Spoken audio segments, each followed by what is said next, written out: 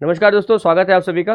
दोस्तों, आज जो हम बात करने वाले हैं वो भारत की नदियों के बारे में बात करने वाले हैं, भारतीय अपवाह तंत्र के बारे में। ठीक है, देखिए पहले तो कुछ शब्द है हमारे पास, जैसे अपवाह, प्रवाह, अपवाह क्षेत्र, अपवाह तंत्र। इनमें क्या क्या फर्क होता है हम थोड़ी सी उनकी चर्चा करते हैं। देखिए जैसे कि अगर मैं लिखूं एक शब्द अपवाह, क्या लिखूं मैं? अपवाह। इसको अपन ड्रेनेज भी बोलते हैं। क्या बोलते हैं? ड्रेनेज। जैसे कि कोई मुख्य नदी है ना, ये कोई मुख्य नदी है, इसके आसपास कोई सहायक नदियां आती हैं, है ना। भाई मुख्य नदी के पास बहुत सारी सहायक नदियां तो होती है ना। तो ये जितने क्षेत्र से, ये जितना बड़ा क्षेत्र है जहां से ये सब छोटी छोटी नदियां पानी लेके आ रही हैं और इस मुख्य नदी में आ रही है, तो ये पूरा क्षेत्र इस नदी का क्या कहलाता है? अपवाह। जैसे मैं बोलूं गंगा का अपवाह, मैं बोलूं गंगा का अपवाह, यानी कि गंगा में छोटी मोटी सारी सहायक नदियां जितने क्षेत्र को घेर के पानी लेके आती है, वो पूरा गंगा नदी का अपवाह क्षेत्र कहलाएगा या गंगा नदी का अपवाह कहलाएगा। अब ये जो नदी और सहायक नदियों का जो जाल है, ये जो जाल है ना, ये मतलब ऐसे मतलब जाल टाइप का नहीं बन जाता है, जैसे ये एक नदी है, ऐसे खूब सारी नदियां ही नदियां हैं, ये सब इसमें आके मिल रही हैं। तो ये जो जाल है ना, इसको अपन बोलते हैं अपवाह तंत्र, ड्रेनेज सिस्टम। ठीक है, ओके। फिर एक शब्द है हमारे पास प्रवाह। प्रवाह मतलब फ्लो। कोई भी नदी जिस पर्टिकुलर, है ना, डायरेक्शन में, जिस जिले से, राज्य से बह के जा रही है, जो उसका रास्ता है, मुख्य नदी का जो रास्ता है, वो उसका क्या कहलाएगा? फ्लो कहलाएगा। जैसे एक उदाहरण है, अब गंगा नदी का जो प्रवाह है, फ्लो, वो उत्तराखंड, उत्तर प्रदेश, बिहार तथा पश्चिम बंगाल में। ठीक है, पर गंगा नदी का अपवाह जो है उसमें राजस्थान भी आता है, उसमें मध्य प्रदेश भी आता है। जो राजस्थान और मध्य प्रदेश आने वाली नदियां भी अपना पानी ले जाके किसको देती है? यमुना। और यमुना आगे किसको देती है? गंगा को देती है। ओके, अब देखिए हमारा जो भारतीय अपवाह तंत्र है, इसको अपन दो पार्ट में डिवाइड कर सकते हैं। एक अपन कर सकते हैं वो नदियां जिनका उद्गम कहां से होता है? हिमालय से, हिमालय से आने वाली नदियां। और एक अपन बात कर सकते हैं वो नदियां जो आती हैं प्रायद्वीपीय भारत से, प्रायद्वीपीय भारत की नदियां। ठीक है, देखो हिमालय से जो नदियां आती हैं उसको भी अपन कर सकते हैं गंगा नदी तंत्र, ब्रह्मपुत्र नदी तंत्र और सिंधु नदी तंत्र। कौन सा नदी तंत्र? सिंधु नदी तंत्र। प्रायद्वीपीय भारत की जो नदियां है ना, इसको अपन दो पार्ट में बांट सकते हैं। एक तो वो नदियां जो कहां पर जाके गिरती हैं? अरब सागर में जाकर गिरती हैं। और एक वो नदियां जो कहां पर जाके गिरती हैं? बंगाल की खाड़ी में जाकर गिरती है। ठीक है, जैसे अरब सागर में आप जाओ तो आपको मिलेंगी नर्मदा, ताप्ती, शरावती, वाराही, वाराही, पंबा, पेरियार, भरतपुजा, काफी सारी नदियां हैं। उस तरफ आप जाओगे तो मेजर नदी अपन को मिलेगी महानदी, गोदावरी, कृष्णा, कावेरी, पेन्नार, ये सब नदियां मिलेंगी। तो प्रायद्वीपीय भारत की नदियां जिनका उद्गम हिमालय से नहीं होता है, प्रायद्वीपीय भारत की अनेक पर्वतमालाओं से होता है, उसमें भी अपन दो पार्ट कर देंगे। एक कौन सी तरफ जा रही है? अरब सागर की तरफ जा रही है। एक किधर जा रही है? बंगाल की खाड़ी की तरफ जा रही है। ठीक है, तो अपन अभी इस पर्टिकुलर लेक्चर में सबसे पहले जो हम बात करेंगे वो हम बात करेंगे किसके बारे में? गंगा नदी तंत्र के बारे में। देखो पहले तो आपको एक शब्द सीखना पड़ेगा, प्रयाग। क्या? प्रयाग। प्रयाग उस स्थान को बोलते हैं जहां पर दो या दो से अधिक नदियां आकर मिलती है, उसको अपन क्या बोलते हैं? प्रयाग। तो अपन जब उत्तराखंड में जाएंगे ना, तो अपने को पंच प्रयाग मिलेंगे, 5 प्रयाग मिलेंगे। जैसे आप उत्तराखंड में जाओ तो आपको मिलेगा विष्णु प्रयाग,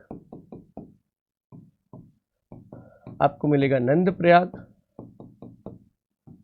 आपको मिलेगा रुद्र प्रयाग,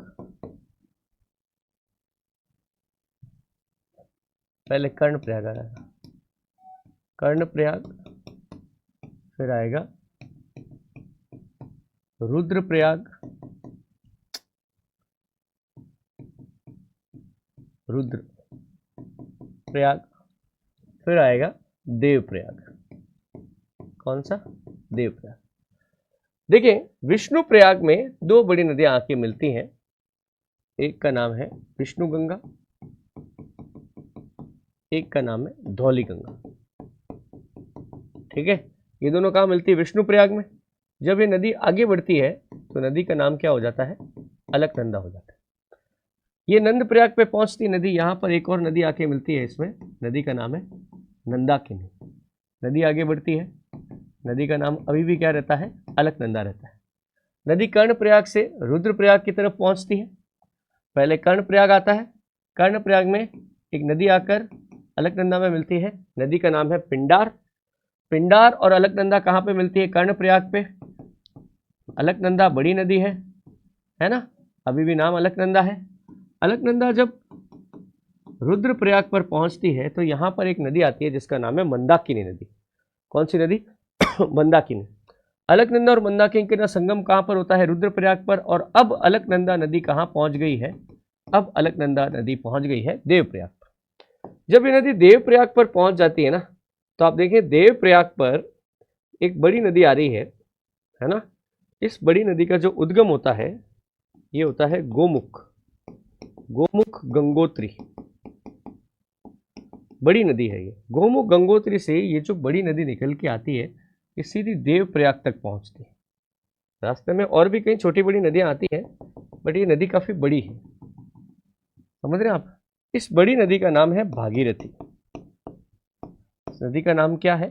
भागीरथी नदी। तो भागीरथी नदी कहाँ पहुंच जाती है? अब देवप्रयाग पर पहुंच जाती है। देवप्रयाग पर देखिए कौन सी दो नदियां मिल रही है?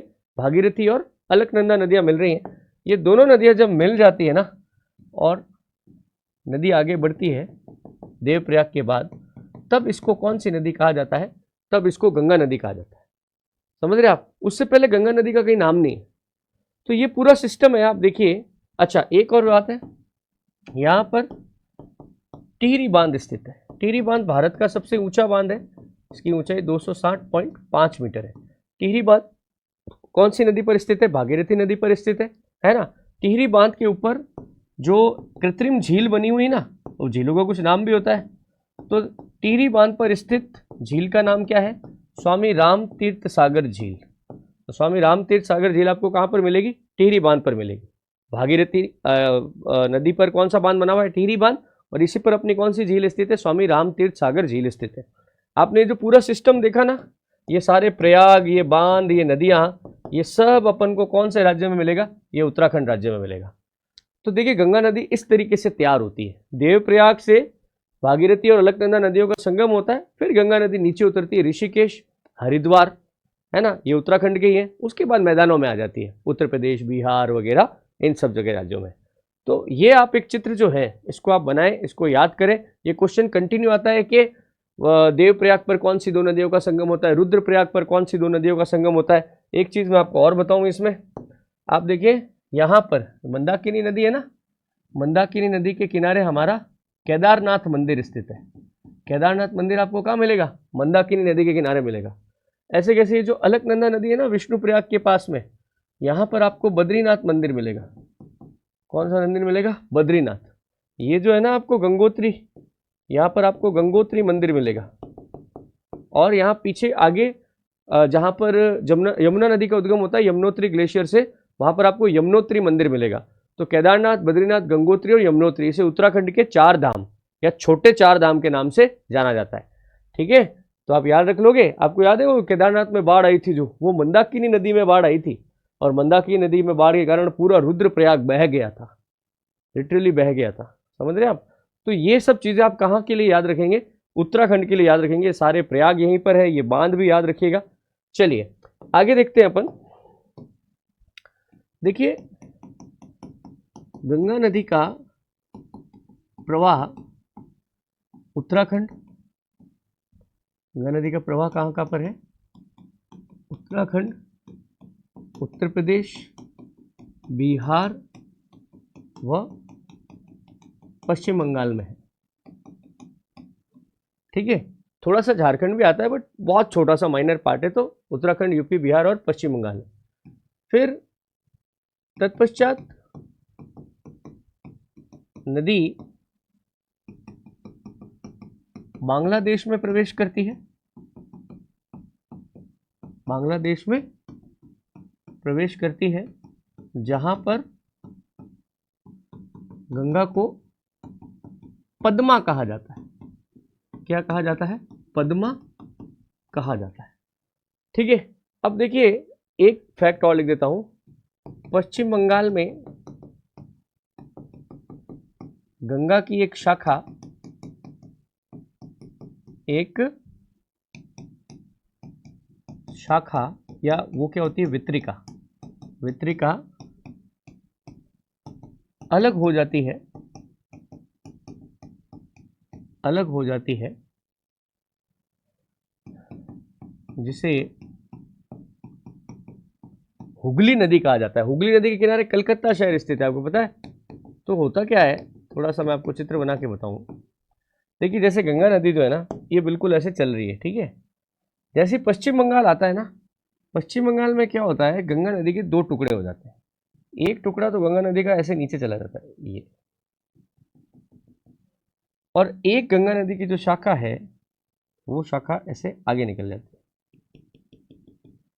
ये शाखा फिर आगे चल के यूं इस तरीके से नीचे आ जाती है, पूरी शाखा है गंगा की, ठीक है। फिर ये भी इस तरीके से आगे चल रही है। तो ये जो गंगा से अलग हुई शाखा है, इसको कहते हैं हुगली नदी। और पश्चिम बंगाल में ये जो चली गई है गंगा की शाखा, इसको कहते हैं पद्मा नदी। है ये गंगा का ही पार्ट है, दोनों ही गंगा के पार्ट है, बट इनको अपन सहायक नदी नहीं बोल सकते, अपन इनको सहायक नदी नहीं बोल सकते।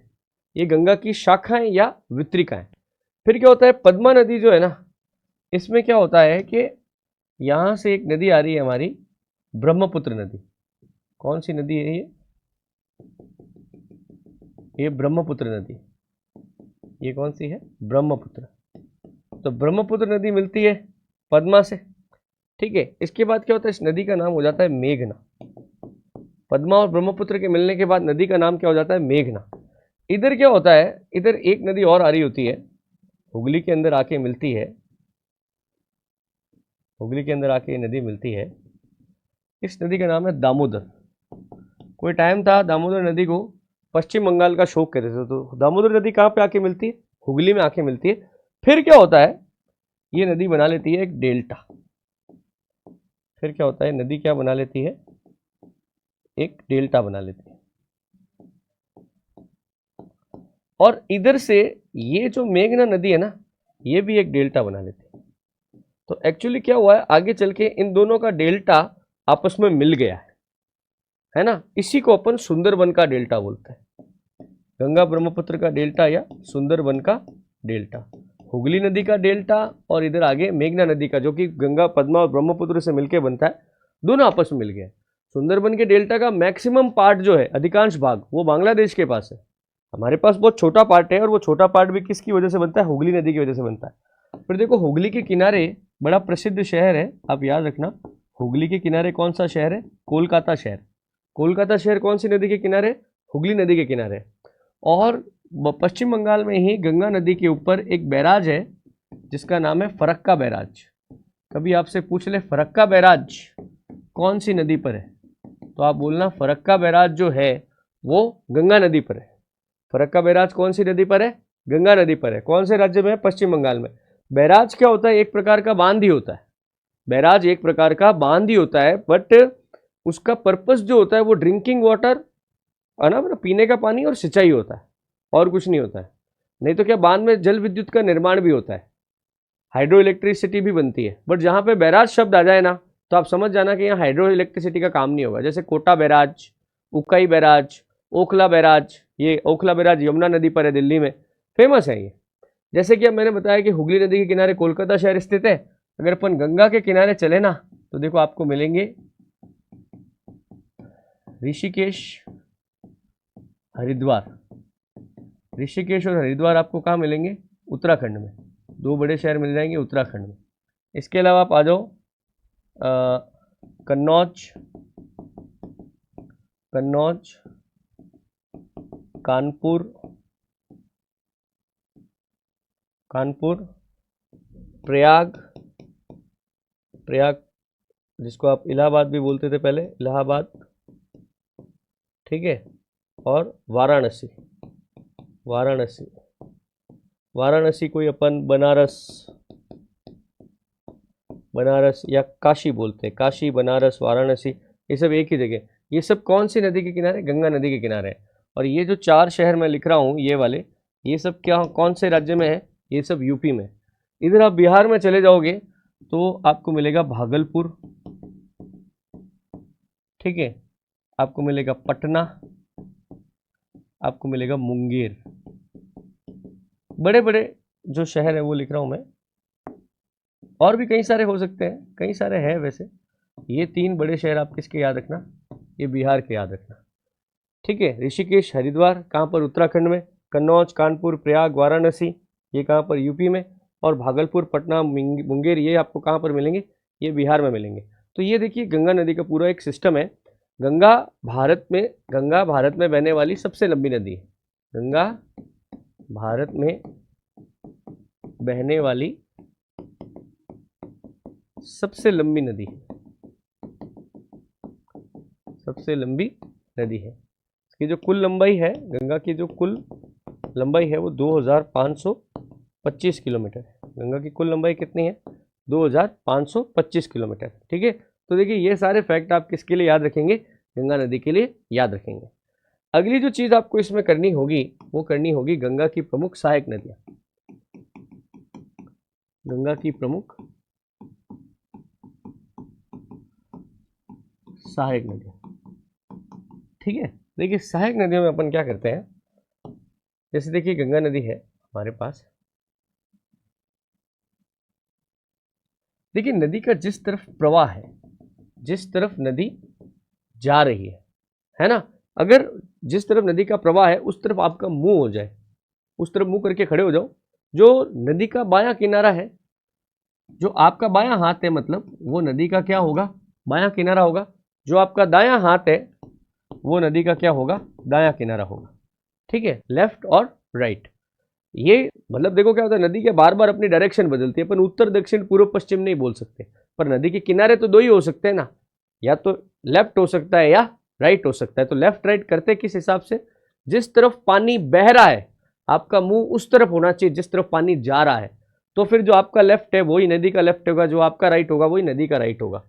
तो देखो गंगा के अंदर अगर अपन बात करें तो लेफ्ट साइड से देखो कौन कौन सी नदी आती है? रामगंगा, गोमती, घाघरा, गंडक, कोसी, महानंदा, ठीक है। देखिए मुख्य मुख्य नदियां लिख रहा हूं, मुख्य मुख्य नदियों की हमारी बात होगी। उसके बाद आप देखिए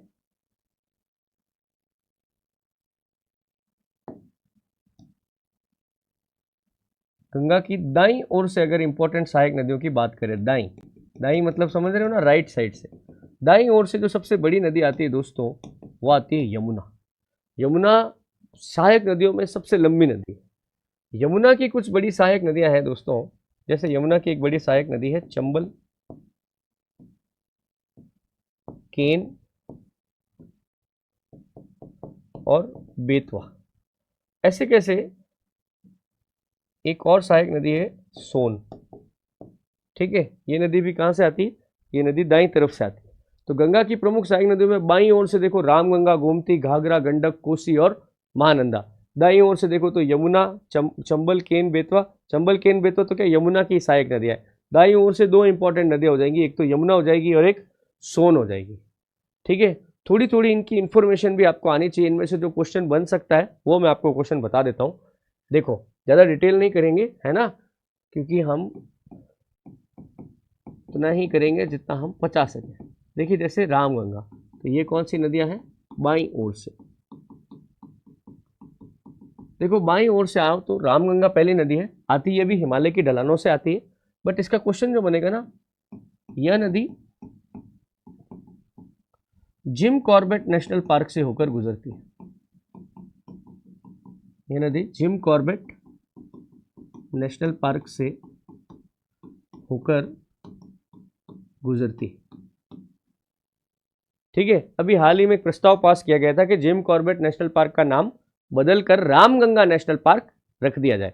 तो जिम कॉर्बेट नेशनल पार्क से कौन सी नदी गुजरती है? रामगंगा। दूसरी नदी हमने लिखी, देखो, गोमती। इस झील का उद्गम इस नदी का उद्गम गोमत ताल, मतलब एक झील है, से होता है। देखो, गंगा की जो लेफ्ट साइड से आने वाली नदियां है ना, ये लेफ्ट साइड से जो भी नदियां आ रही है, ऑलमोस्ट ये सारी नदियां किसी न किसी पहाड़ी से, ग्लेशियर से, हिमालय से आती है। इसमें सिर्फ गोमती एक ऐसी नदी है जिसका उद्गम एक झील से होता है। ठीक है, खास बात क्या है, गोमती के किनारे यूपी की राजधानी लखनऊ स्थित है। पता है आपको? लखनऊ स्थित है। उत्तर प्रदेश की राजधानी क्या है? लखनऊ। कौन सी नदी के किनारे है? गोमती। फिर देखो घाघरा, बहुत बड़ी नदी है घाघरा नदी, शारदा नदी, काली नदी, इन सब के मिलने से बनती है घाघरा नदी, है ना, हिमालय से आती है। बट हमको जो इसमें याद रखना है वो ये रखना है कि घाघरा नदी का निचला भाग सरयू कहलाता है ना। लोअर घाघरा बोलते हैं इसको, है ना। घाघरा नदी का निचला भाग क्या कहलाता है? सरयू कहलाता है। और सरयू के किनारे अयोध्या शहर स्थित है। कौन सा शहर स्थित है? अयोध्या शहर स्थित है। जहां राम मंदिर का निर्माण हो रहा है वो शहर सरयू इसके किनारे ही स्थित है। फिर देखो, घाघरा के बाद है गंडक नदी, है ना। ये भी बड़ी इंपॉर्टेंट नदी, वो गंडकी नदी है एक, वहाँ पर वो इसी की एक सहायक नदी है, जहाँ के वो पत्थर है उनसे ही वो शालिग्राम बनाए जाते हैं, है ना। सुना होगा आपने, अभी वहाँ नेपाल से कुछ शिला भेजी गई है जिस पर राम दरबार की मूर्तियाँ बनेंगी।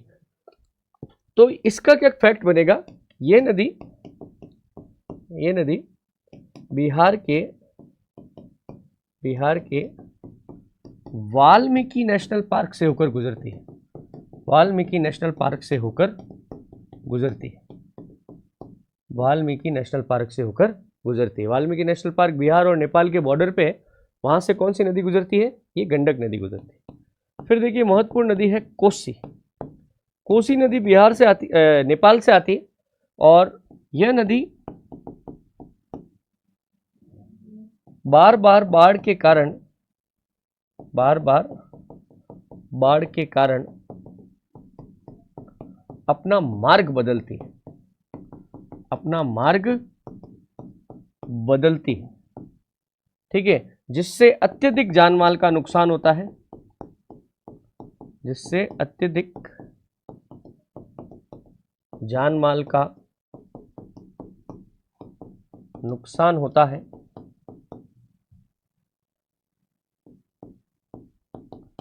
नुकसान होता है। इसलिए कोसी नदी को बिहार का शोक कहा जाता है। कोसी नदी को क्या कहते हैं? बिहार का शोक कहा जाता है, सौरो ऑफ बिहार। समझ रहे हैं आप? एक्चुअली क्या होता है, बाढ़ तो बहुत सारी नदियां लेके आती है, बाढ़ तो गंगा नदी, यमुना नदी में भी आ जाती है, पर उसको कभी अपन ने शोक नहीं कहा। क्या है, मान लो नदी में बाढ़ आई और नदी ने अपना रास्ता ही बदल लिया, जिस रास्ते से बह रही थी उस रास्ते को छोड़ के आपके खेत में से बहने लग गई, तो आपका तो घर उजड़ गया ना।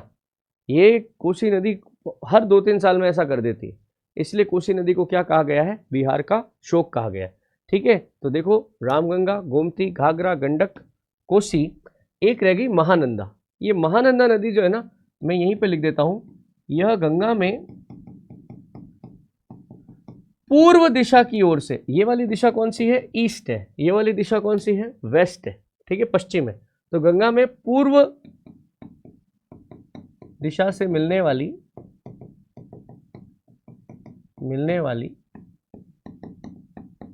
अंतिम सहायक नदी है। गंगा में पूर्व दिशा से मिलने वाली अंतिम सहायक नदी कौन सी है? महानंदा। महानंदा के बाद क्या होता है, बिल्कुल ढाल चेंज हो जाता है और वो सारी नदियां जो किस तरफ जाती हैं, फिर ब्रह्मपुत्र की तरफ जाती हैं। ठीक है, तो ये सारी नदियां कौन सी हुई, बाईं ओर से मिलने वाली। अब करते हैं देखो दाईं ओर से मिलने वाली, इसमें दो ही नदियां करेंगे, एक तो यमुना, एक सोन, क्योंकि यमुना की सहायक नदी है चंबल, केन और बेतवा, तो वो उसमें लिख देंगे अपन। ठीक है, तो अब मैं लिख देता हूं, देखो अब करते हैं दाईं ओर से मिलने वाली। ठीक है, दाईं ओर से मिलने वाली में देखो पहली कौन सी है, यमुना। तो देखो यमुना नदी का जो उद्गम होता है, इस नदी का उद्गम, उद्गम कहाँ से, देखो उद्गम बड़ा इंपॉर्टेंट है इसका। उद्गम यमुनोत्री हिमनद ग्लेशियर, यमुनोत्री हिमनद बंदरपूंछ की पहाड़ी, बंदरपूंछ की पहाड़ी कहाँ से, उत्तराखंड से होता है। बंदरपूंछ की पहाड़ी, ओहो नीचे लिख देता हूँ मैं यहाँ पे, बंदरपूंछ की पहाड़ी कहाँ पर है, उत्तराखंड से होता है। ठीक है, फिर देखो नदी का जो प्रवाह है, नदी का प्रवाह है उत्तराखंड, नदी का प्रवाह है उत्तराखंड, हरियाणा, दिल्ली और यूपी। फिर नदी का जो समापन हो जाता है, नदी का समापन प्रयागराज, प्रयागराज का पहले नाम था इलाहाबाद, बाद के पास, किसमें, गंगा नदी में। कहाँ पे हो जाता है, गंगा नदी में। ठीक है, फिर यमुना जो है ये गंगा की सबसे लंबी सहायक नदी, आप ये जरूर याद रखना, गंगा की सबसे लंबी सहायक नदी है, गंगा की सबसे लंबी सहायक नदी। ठीक है, फिर आप देखिए यमुना के किनारे तीन बड़े शहर हैं, ऐसे तो काफी हैं किनारे, दिल्ली, मथुरा व दिल्ली, मथुरा व आगरा नगर स्थित है। दिल्ली, मथुरा और आगरा नगर किसके किनारे हैं, यमुना नदी के किनारे है। फिर देखो इस पे दो बैराज हैं, ओखला बैराज, ओखला बैराज, और अभी चर्चा में था हथिनी कुंड बैराज, हथिनी कुंड बैराज। ये दोनों बैराज यमुना नदी पर, कहां पर है, दिल्ली में, यमुना नदी पर कहां पर है, दिल्ली में है। ठीक है, और यमुना की अगर अपन प्रमुख सहायक नदियों की बात करें, प्रमुख सहायक नदियां, तो देखिए यमुना की प्रमुख सहायक नदियां कौन सी है, चंबल, केन और बेतवा। देखो वैसे अपन खूब सारे लिख सकते हैं, चंबल की खूब सहायक नदियां, काली सिंध, परवन, आहू, निमाज, बनास, बाणगंगा, गंभीर, खूब सारी नदियां हैं, बट मेन बड़ी नदियां जो है वो कौन कौन है, चंबल, केन और बेतवा। तो देखिए सारी जानकारी आपको किसके लिए याद रखनी है, यमुना नदी के लिए याद रखनी है। ठीक है, इसके बाद आप देखें एक नदी और है जो दाईं तरफ से जाके मिलती है, उस नदी का नाम है सोन नदी। वो कौन सी नदी है, सोन नदी। देखो सोन नदी का जो उद्गम होता है ये होता है अमरकंटक की चोटी, अमरकंटक की चोटी, मैकाल पर्वत, मध्य प्रदेश, अमरकंटक की चोटी, मैकाल पर्वत, मध्य प्रदेश से। और ये नदी का समापन जो होता है, समापन होता है पटना के पास, पटना के पास गंगा नदी में। एक्चुअली एक अपन हिस्ट्री में पढ़ते हैं ना, हिस्ट्री में एक आता है राजा आता है बिंबिसार, जो मगध का सबसे पहला चक्रवर्ती सम्राट था। तो बिंबिसार का पुत्र था अजातशत्रु, अजातशत्रु का पुत्र था उदयन। उदयन ने गंगा और सोन नदियों के संगम पर एक किला बनवाया था, किले का नाम रखा था पाटलिपुत्र। आगे चल के फिर पाटलिपुत्र मगध की राजधानी बना और वही पाटलिपुत्र आज हम पटना के नाम से जानते हैं। देखो सोन की एक सहायक नदी है, सोन की एक सहायक नदी है, सोन की एक सहायक नदी रिहंद है, उसका नाम क्या है, रिहंद। ठीक है, तो रिहंद बांध उत्तर प्रदेश में स्थित है, प्रदेश में स्थित है, और इस बांध पर स्थित कृत्रिम झील का नाम, भाई झील बनेगी तो उसका कुछ नाम तो होगा ना, कृत्रिम झील का नाम गोविंद वल्लभ पंत सागर है। गोविंद वल्लभ पंत सागर है। गोविंद वल्लभ पंत यूपी के पहले सीएम थे। तो देखो, गुरु गोविंद सिंह सागर, या कभी कभी उसको सिर्फ गोविंद सागर बोल देते हैं, वो बांध अलग है। गोविंद सागर झील जो है वो भाखड़ा बांध के ऊपर स्थित है, परंतु गोविंद वल्लभ पंत सागर झील कोई बोले ना तो आप याद रखना वो कहाँ पर है, वो रिहंद बांध पर स्थित है। कहाँ पर, उत्तर प्रदेश में। ठीक है, तो देखिए ये हमने जो पूरी चीज़ पढ़ी वो किसके लिए पढ़ी, गंगा नदी के लिए। तो गंगा नदी में देखो मैंने कुछ ज़्यादा बहुत भारी डिटेल आपको नहीं बताई है, मैंने वही सारे पॉइंट्स जो हैं उनकी चर्चा करी है जो हमारे एग्जाम के पॉइंट ऑफ व्यू से बहुत इंपॉर्टेंट है ना। बुलेट पॉइंट्स की चर्चा हम कैसे करते हैं, ठीक है, उस तरीके से। तो इन पॉइंट्स को आप छोड़ना मत। ओके, नेक्स्ट जो हम हिमालय की नदियों में जो करेंगे वो करेंगे ब्रह्मपुत्र नदी। चलिए उसको शुरू करते हैं हम, ब्रह्मपुत्र नदी तंत्र को।